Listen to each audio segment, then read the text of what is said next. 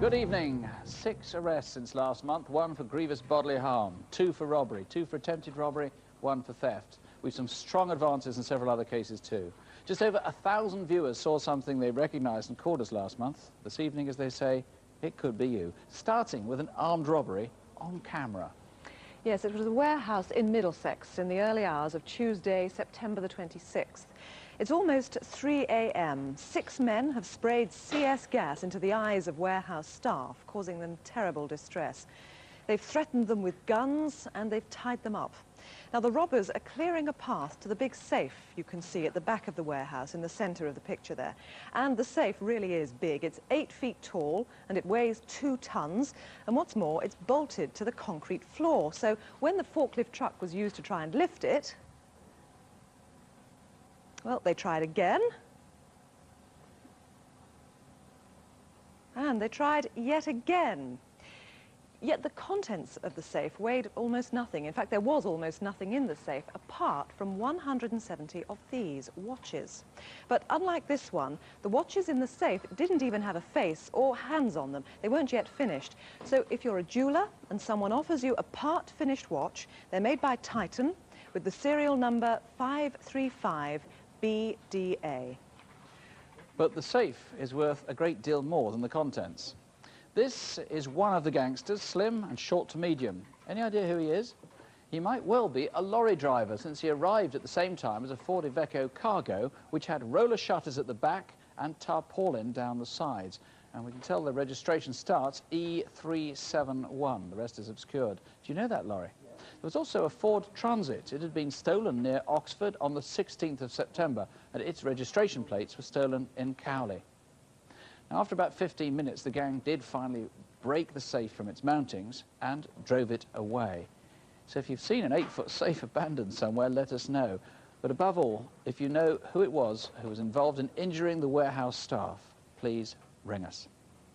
The lines to our studio are open now, or you can call the Flying Squad direct on 0181 247 7931. That's 0181 247 7931. And now to Norfolk. There are 3 or 4 robbers who, when they see our reconstruction, may be haunted by feelings of remorse, or even, if they're superstitious, by the ghost of a woman whose portrait they stole from an old rectory near Aylsham. It was among a collection of paintings and antiques taken from the house in June, and for what it's worth, legend has it that the woman in the picture can create unsettling events wherever her portrait goes.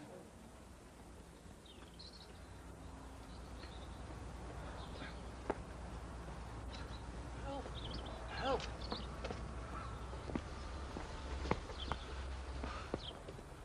Help! What's up with this old boy? Is he all right? I think we better get out and see. Can you help? Are you all right? Are you all right? I've been burgled. Oh, he's taped up. We'll get you free. We'll get you free. Hang on. I'll get Are something you from hurt? No, just get this off my wrists. I've lived in this village for almost 40 years and have always felt very secure in this old house until the beginning of June.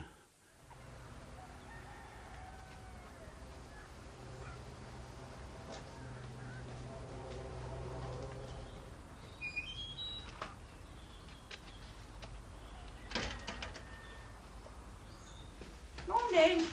Sorry I'm a bit late, Brian. I've been queuing at the baker's. Oh, that's all right. They didn't have any brown, so I got you white. Oh, that's nice. You know, it's such a nice morning. I think I'll mow the lawn. Right. I'll get this unpacked and then I'll get started.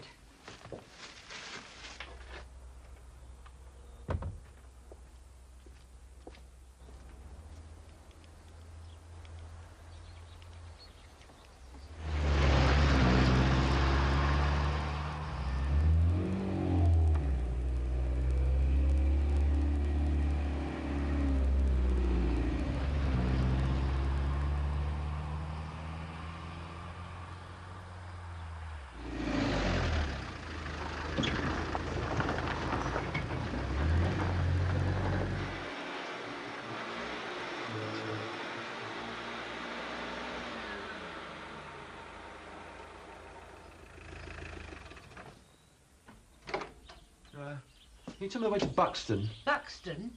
Yes, you're not far Well, off. I didn't like how he was looking in the house. He weren't actually looking at me. He was interested in looking inside the house. Can't miss it. Sorry, I just left out the drive. I told you, right out the drive, and that's signposted. Okay, thanks. Thank you.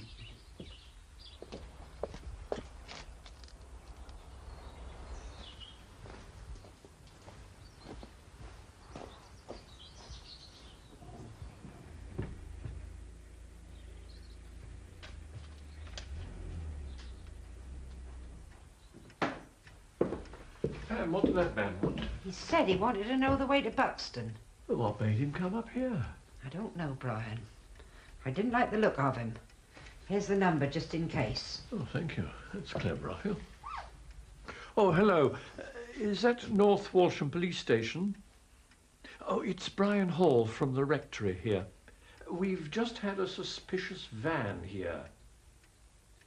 Yes, it's brown. Oh, and we've got the number, if you want it. E936LYN.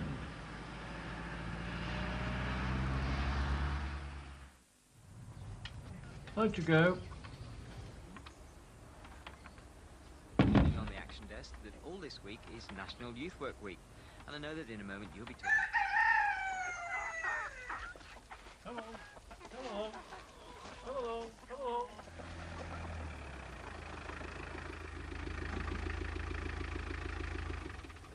Excuse me.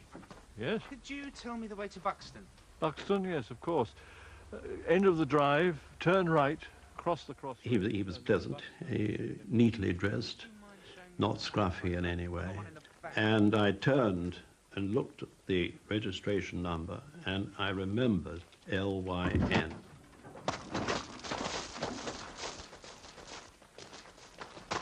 Don't make a noise! Quick, get him inside. Oh, quick as you can.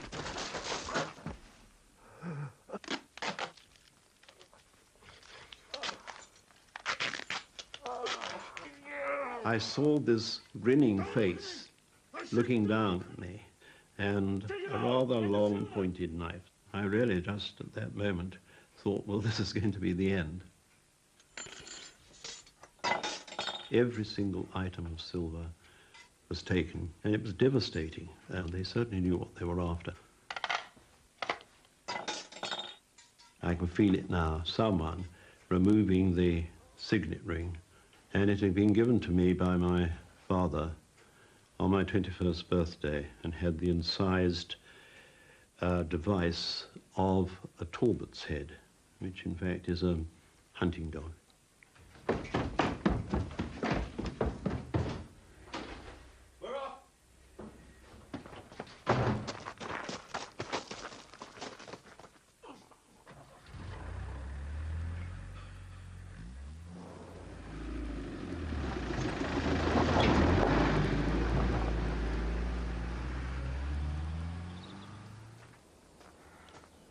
Well, the whole event was devastating. I just can't settle down because one has lost this sense of security, I think, and I feel very, very cross in the way that it's affected my health and the fact that for the first time in about 50 years I had to see doctors. Brian Hall putting on a very brave face, but as we can tell, the ordeal really did have a very bad effect mentally and physically on him. Detective Constable Nick Buck is leading the inquiry. Nick, what do we know about the robbers? The first man who came to the house on the first occasion, which was Friday the 2nd of June, was in his 20s, 6 feet tall, slim build. He had dark brown wavy hair and was reasonably well spoken. The second man, on the day of the robbery, which was Thursday the 8th of June, he was quite different. He was about the same age and about the same height. He was stockier in build and had light brown hair. He was generally smart in his appearance, however. So both very plausible. Indeed, yes. Now, one particular clue you have, of course, is the van, about which you found more information after the robbery. Yes. 5 days after the robbery, an anonymous phone call was made to the New Cross sorting office in London. As a result of that phone call, the van, which was a stolen parcel force van, which had been repainted brown and had false plates fitted, was found in Rotherhithe, South London. So you want that caller to ring you again? Indeed, we'd like that caller to ring us. We feel they have very important information to give us. Just briefly go through some of the items that were taken. There are around 200 items of antiques, paintings and silverware. Included in that was this painting. It's a photograph of the painting that was stolen. This is a painting of a lady called Henrietta Nelson, who died in 1815, was buried in the grounds of her home at Yaxley Hall in Suffolk. New owners of the hall, however, moved the grave and buried her in the family vault. As a result, her spirit roamed the grounds. So I'd imagine they'd be quite keen to get rid of that portrait as quickly as possible. We'd like to think so, yes. Now here's the family crest as well on the stolen signet ring. It's a hunting dog called a Talbot, and it's a shield with a motto underneath it, maybe on some of the other items stolen as well. If you have seen it, or you can help in any way, here's the number, a free call here to the studio, or you could ring the incident room direct on 01692 401 034, that's North Walsham, 401 034. Well, if you play golf, you may have seen these men. Indeed, you might then have found valuables missing from your locker. Or you might have seen them if you work in a bureau de change.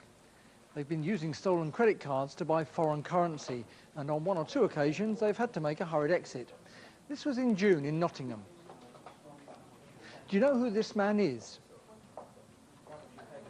Or this man who made 3 separate transactions all on the same day. This was in Gloucester. Who is he?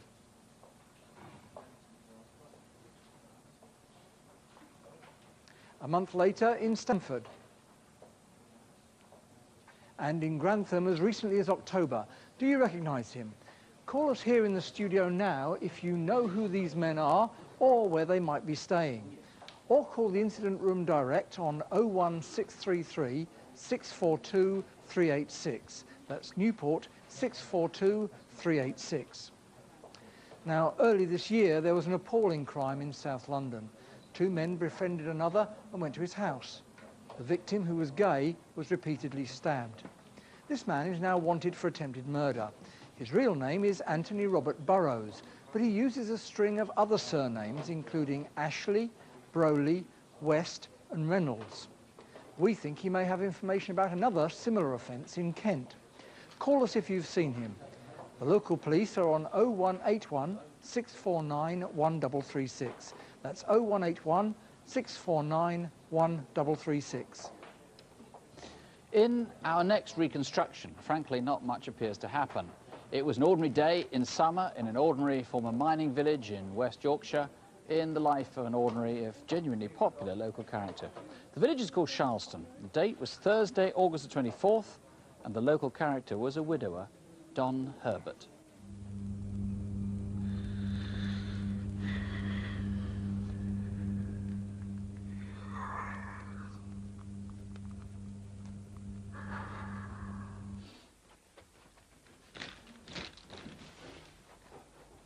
My granddad lives on his own. With him having emphysema from working in the mines, my mum has to go twice a day to look after him. She does everything for him. And with her going for a week's holiday, she asked me if I'd go to look after him, so he went on his own. Slept through then? Yeah, I did, love. First time for a long time. Yeah, but man, it's a bit cooler now. Yeah, it's been a bit much, hasn't it? Are you still going to the shop? Yeah, I'll pop in on my way after work. Don't forget my whiskey, love. I want a gas cylinder for the soda stream. And what about your tea? Have you got all tin? No, I haven't, but I'll get some fishing. Oh, all right then. Well, I've got to finish off because I've got to get to work. All right. Thanks, love. My dad spent most of his life in Charleston, just a small village between Pontefract and Wakefield. He worked at Charleston Colliery, and he started work when he was 15 years old, and he finished when he was 54. And then he looked after my mum, because she always had an heart condition. One day he'd be 21, next day he'd be 90. And it don't matter what you said to him to look after himself, he still liked to enjoy himself. But he liked everybody else to enjoy themselves as well. I've cashed my pension, and with all that money in my wallet, it's burning a hole in my backside. Listen, can you do us a favour? What's that, Don? If you go to shops, can you get us some beans? I've known Don for about 4 or 5 years. Nice gentleman, kind fellow, he'd give you anything. Yeah, will do. Thanks. Now, what time do you want to meet at Villa? A villa is a working man's club, and we'd meet there every day and have a drink and a bit of a natter. Sometime mid-morning, Don would have left his flat. Because of his illness, he used a mobility buggy to get about the village. He was seen soon after by his niece. I were coming home from work. I work in Wakefield, and I was getting off the bus in Charleston. It was around about 10 to 11. I got off the bus and I was walking down home, and I met up with my Uncle Don and he was with the man. Hello then, where are you off to? You all right then? Yeah, I'm fine. You know this fella, don't you? Dave, he used to stay with me. Yeah. He thought I did recognise him, but I didn't. He was about 38 to 40. He was like 5'9", 5'10" tall. He got darkish, scraggly hair and he got right drawn-in face. Don arrived at the villa sometime around 1 that afternoon, but without Dave. Who is Dave, and where had he gone? Hello, lads. Hey, Don. All right. He were a character. There's characters in every village, and Don was just one of them. He would a laugh. I could always go and sit with Glyn and Don and Barry, and they were always made welcome. Any chance of a lift down it, Jeep? Certainly. No, we're all right. Certainly. Get on top. Don would give anybody anything. He was good as gold, salt to earth, and he was just a genuine guy. Well, that's nice, isn't it? Mates for all these years. Buddy, is he allowed to come with me? No. That's right. Got to get over Let's there, have in the Jay. fish. Get the fish down the neck. Me and they, then, we're going up there. We'll have an hour then, eh? At around 3:30, Don went home to spend the rest of the day at his flat.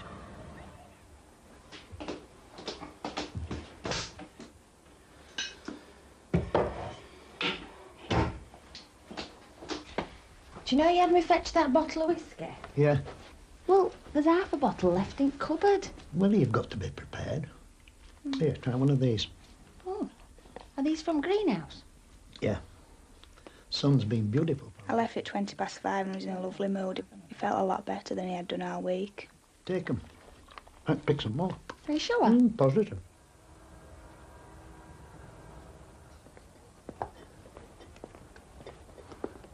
You all right, Don? Oh, yes, fine. That's Here's good. your wine. Right, thank you. You want some of these for the wife? That'd be a good swap, wouldn't it? That evening, a resident saw a man walking in the close a few yards from Don's house. He didn't visit any of the neighbours. Who was he, and what was he doing there? I've known Don for about 30 years. Since I became his neighbour, he's taken to knocking on my door at night and inviting me in for a drink. He was a character and very generous. He usually called up at about 8 o'clock. 5 out of 7 nights a week. That night I waited at home for Don to knock and say the bar was open, but he never knocked.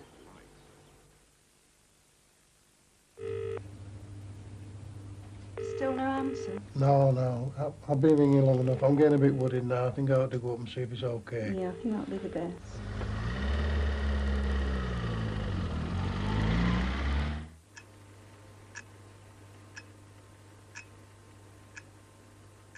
When Barry looked through Don's window, he saw him lying on the floor.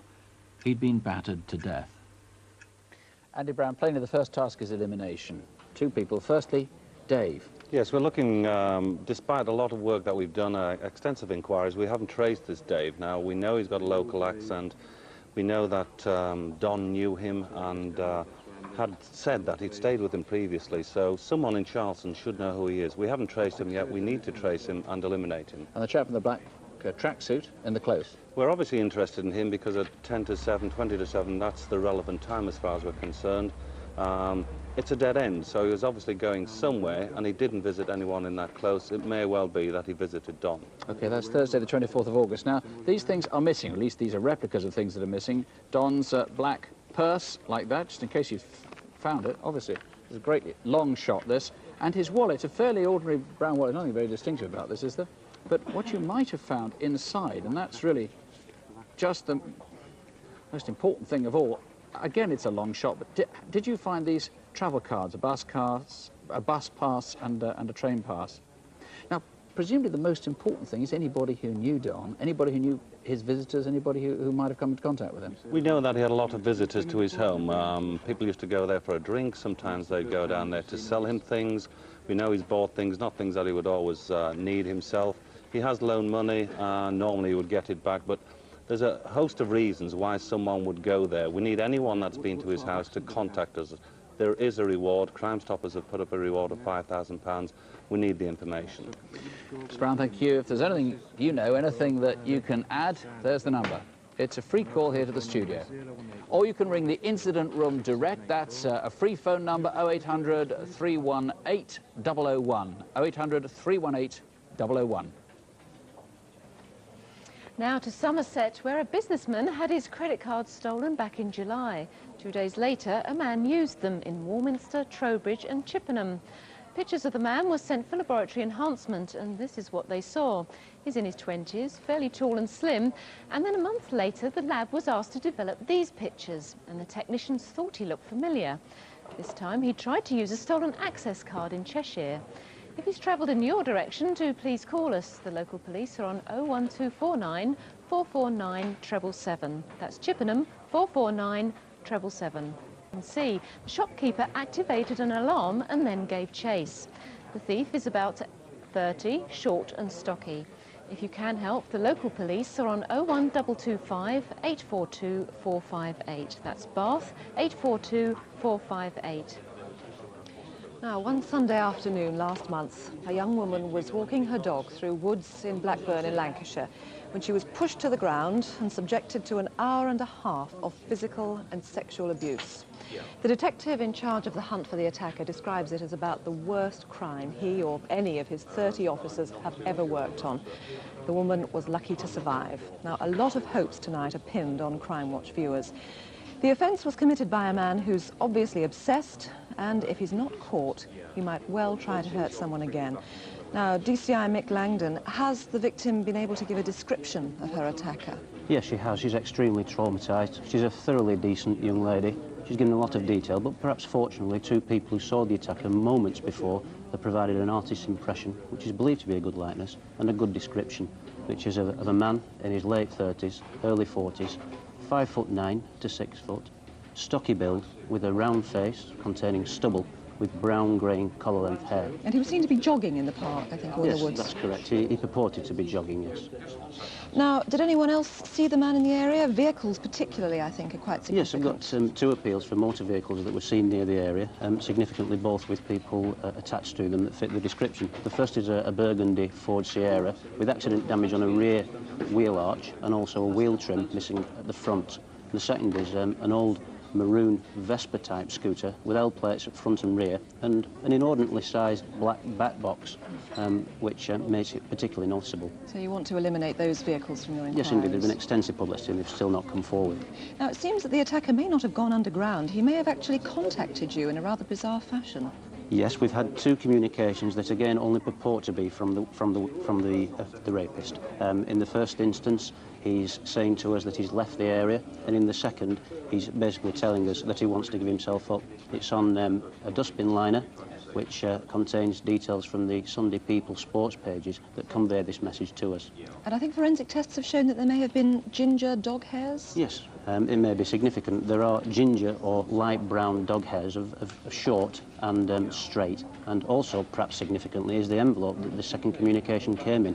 It was manufactured and distributed in 1972, which is obviously a considerable time for someone to keep hold of an envelope. So when you have all this information, where do you go from here? Well, we have a lot of information. He told the victim that he'd raped before. I believe that he may do it again. What I would say to the viewers is we have a sound evidential base. All I'm convinced we need is a name. I would ask them, please, to ring in and provide those details. Mick Langdon, thank you very much indeed. Well, it is imperative that this man is caught before he attacks again. If you can put a name to this face or you can help with any of our appeals, call the inquiry team at Lancashire Police Headquarters on 01772 618 811. That's Preston 618 811.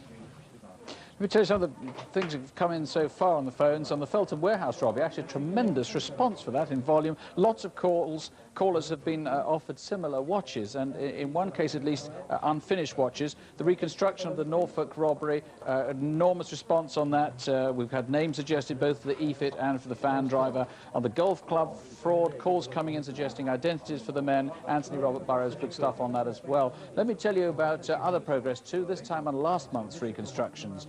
2 of the inquiries have received important new pieces of information. A woman who got into a minicab in London's Oxford Street was later raped by the driver. What'd you do? I'm a nurse. Oh, yeah.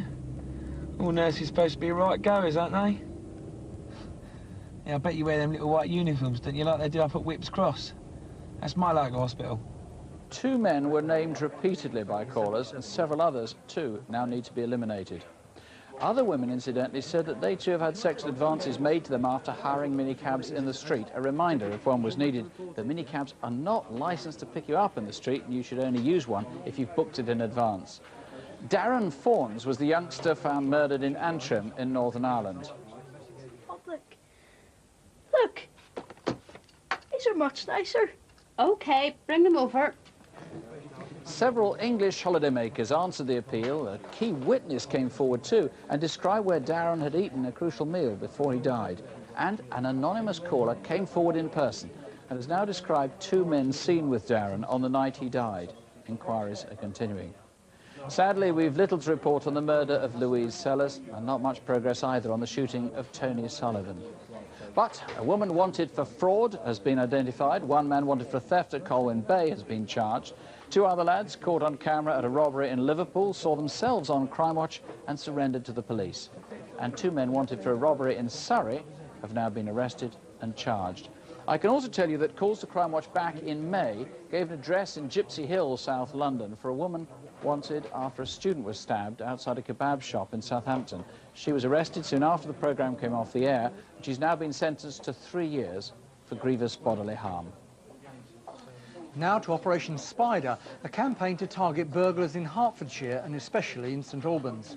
It's a net that's closing in on thieves and those associated with them who store or handle stolen goods, as with this man who used a stolen passbook. This is in the town of Ware on Tuesday, the 6th of June. Call please and tell us who he is. And this is on the same day in Welwyn Garden City. The woman was nearly caught out by staff that afternoon. Notice the man we've just seen appearing in the background.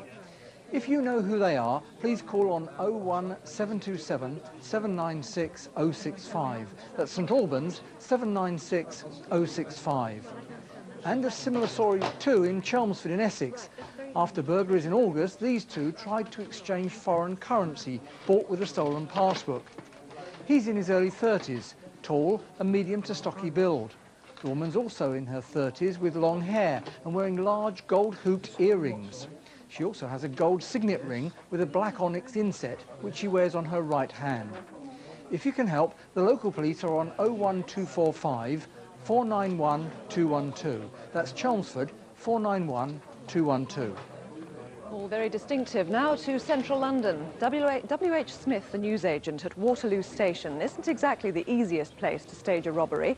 The chances of being caught, or at least caught up in the commuter rush, must be pretty high. But even so, in July, a small gang caused a minor drama at the station and a major trauma for the staff.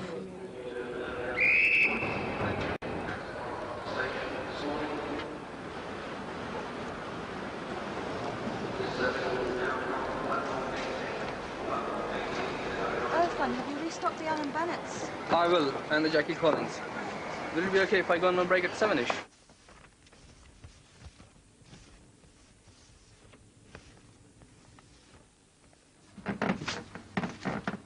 Can I borrow your paper, Ruben? Yeah, well, give it back. I haven't done a crossword yet. Sure. Irfan, when you go back to the shop, can you take this bag with you? Thank you. Sorry? Hi, I'm running out of change soon, so... OK, I'll give the cash officer a buzz in a minute. OK, cheers. Look there! Sign off, ain't a bloody criminal!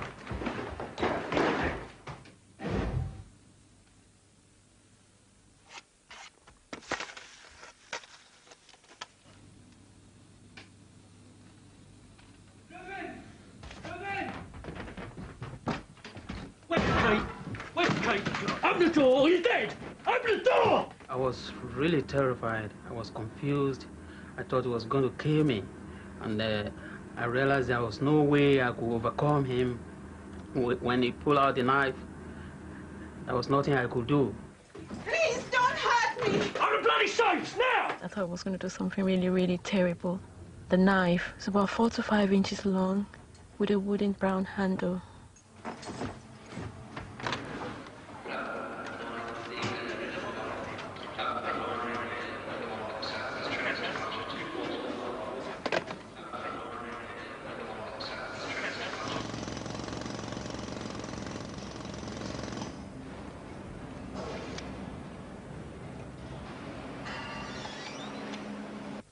Look, I want notes. Open that safe There's now. nothing in there. I can't open it. Counting. It's broken. 1, I can't 2, open it. I 3, swear. 4, I can't. 5.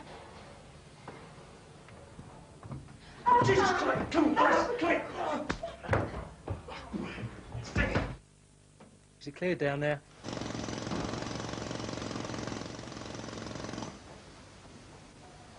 I could clearly see one of the two men. He was about mid-30s, about 5'8" to 5'10". His face was chubbyish and he had short black hair. He was fairly stocky. The other fella with him was slightly shorter but a fair bit wider. Sort of a boxer's face, a flattish nose, and from what I could see of it, his hair looked very, very shortly cropped, maybe even receding. Please help me. Stop that. A member of my staff has been attacked. Hang on a minute, I'll have to phone. No, come this way, hurry. It's just over here.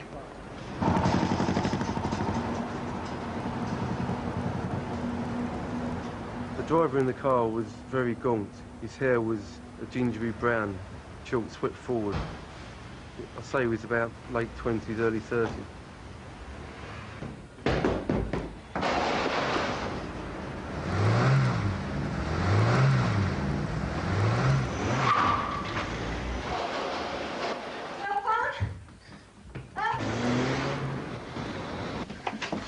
My God, are you lot okay? They've done everything. Calm down. I was hurt. She's just a bit shaken.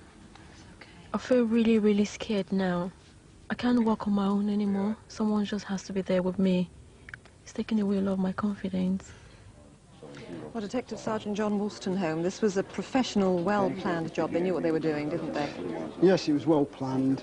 When they made their escape, they were dressed as workmen, they were wearing hard hats, and they were communicating with the use of handheld radios. Now, you know quite a bit about the getaway car. Yes, we know the getaway car was a dark blue Volkswagen Golf 5-door variety. Registered number was J136JPN.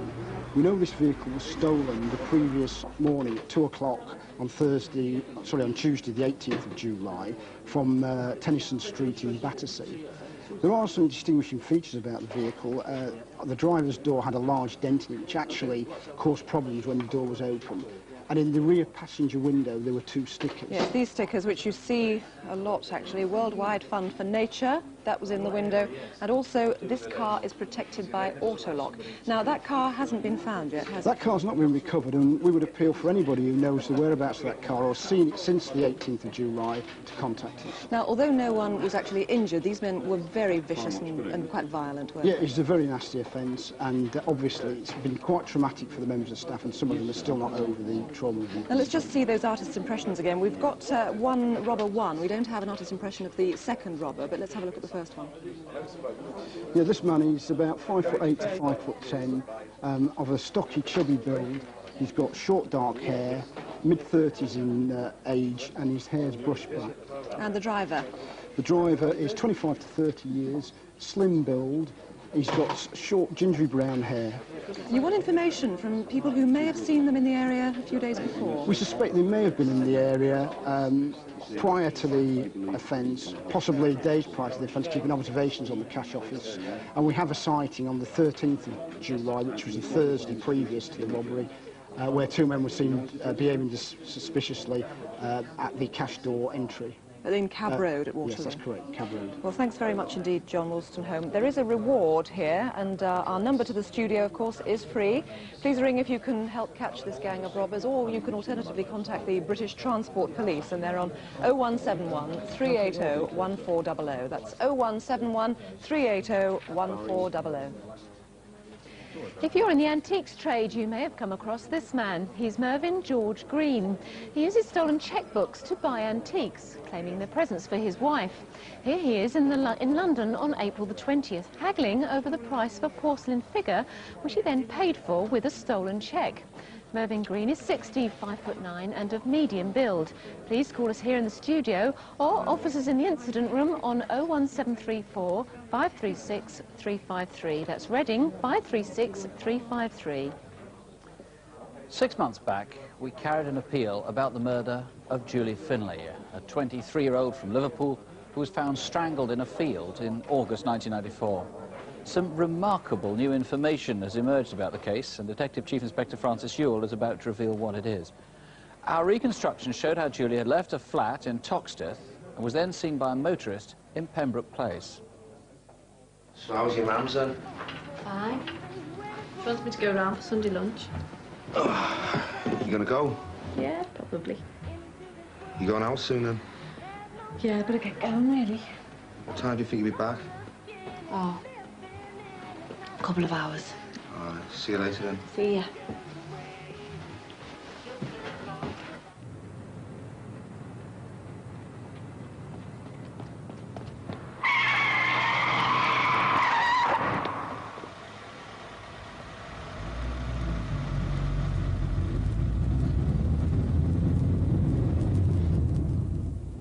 We appealed about a white van seen parked near where Julie's body was discovered, and that's at the heart of the new information. Indeed, Mr. Ewell, it's quite dramatic evidence. Yes, it is. At 10:30 in the morning of Friday, the 21st of July, at the junction of the East Lancashire Road and the Rainford Bypass, which was the road Julie's body was ultimately found on, some 10 months after the murder, a man gave a hitchhiker a lift, and I'm anxious to trace this hitchhiker. As they got near to the site of the murder, the man became so agitated that the driver became most concerned about his mental state and asked him what was wrong. And he was to go on and tell him a very interesting story. He said that about 10 minutes before, his motorcycle had broken down in the lay-by, and this was the lay-by where Julie's body was found nearby. And he said that while he was there fixing the bike, he heard bangs and screams coming from a van. He approached the van, opened the doors, and there he saw a young woman, naked. She said, help me, for God's sake, help me. Suddenly, before he could do anything, a male appeared, told him to mind his own business. It was his girlfriend, and in certain terms, told him to get on his way. He did just that. Julie's body was found close to that spot the following day, and that man has not contacted the police to date. How credible is this story? I think it's very credible. Certain things that he told our witness, the driver, I alone know, other than anybody who's at the scene of Julie's murder. So he was definitely there, you're convinced about that? I'm convinced he was there. So either he was the last person, legitimately at any rate, to see Julie alive, or else he was the murderer? Absolutely. I firmly believe that he is the last person to see Julie alive, other than the killer, that he spoke to Julie, and that in fact the man he confronted was Julie's killer. If that is not the case, given what he knows, I must consider him a strong suspect himself for the murder. Now, it's obviously crucial to this inquiry this man comes forward. If he is a witness, describe him to us. He's in his mid-20s, 5'8", clean-cut young man, blonde, short hair. Up to the point that he became agitated, he seemed the average, sensible young fellow. It's absolutely essential he comes forward. He's got to clear himself. I don't wish to be judgmental. It may well be that he worried that he did nothing and this young lady's life might have been saved. That's not the point. The point is now he must do the right thing, come forward and speak to me. This man can point in the right direction. I feel so strongly about it. Average height and build, early 20s, fair hair and a crew cut. I mean, it could be so many people. Do we know where he lives? Or absolutely. Like I do believe from our witness, who is a St Helens man himself, that our man comes from St Helens. He did say he was en route to Ainsdale to see his grandfather, so he may well be known in the Ainsdale area. He certainly has a St Helens accent. I do feel he's a local man.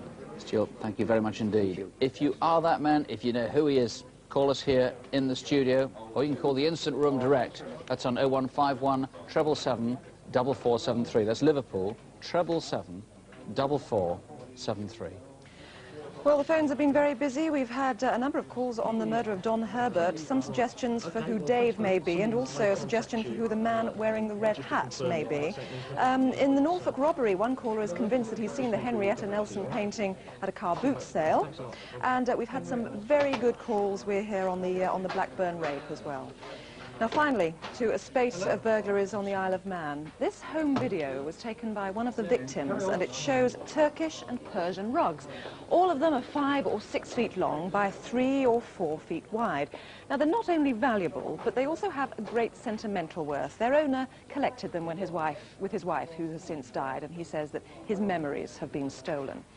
Well, these are similar, and like the stolen rugs, they originate from Hereki, Qum and Isfahan. Now, as you can see, the designer's signature is woven into the pattern. You've got to look hard, but it is there. And this is a small oil painting on a wooden panel. It's by Nadine Lundahl, one of Europe's most distinguished still life artists. It's possible it might have been sold at an antiques fair on Sunday the 20th of August in Lancashire. And these might have been touted around too. 12 original Worcester boy and girl figurines known as Days of the Month. Now, they haven't been on retail sale for about 20 years, so they're pretty identifiable. If you've been offered any of these items since about mid-August, please call the Incident Room 01624 631 319. That's Douglas on the Isle of Man, 631 319. And that's all for this month. Our lines, as always, are open until midnight, 0500 600 600. That's for any of the cases we've featured. We have been busy tonight, but if you've got any information, do please keep trying. I promise that you will get through. And if you know something on any other crime we haven't covered, then do call Crime Stoppers. They're on 0800 555 111. That's 0800 555 111. And there's a Crimewatch file called Going Under. That's next Tuesday at 9:30 on BBC One. And finally, before we go, here's a reminder of some of the faces that we've shown tonight. These men use stolen credit cards. Then the man top left is Anthony Robert Burrows. He's wanted for attempted murder. Top right, next to him, who's this? Bottom left, the robber from Bath. Do you know who he is? And next to him, Mervyn Green. Where is he? Finally, 2 couples wanted for deception. Do you know them? We'll be back a month from now, on Wednesday the 13th of December. Do please join us then. But don't forget, we'll be back tonight with Crimewatch Update at 11:15. And if you can't stay up till then, please, don't have nightmares, do sleep well. Good night.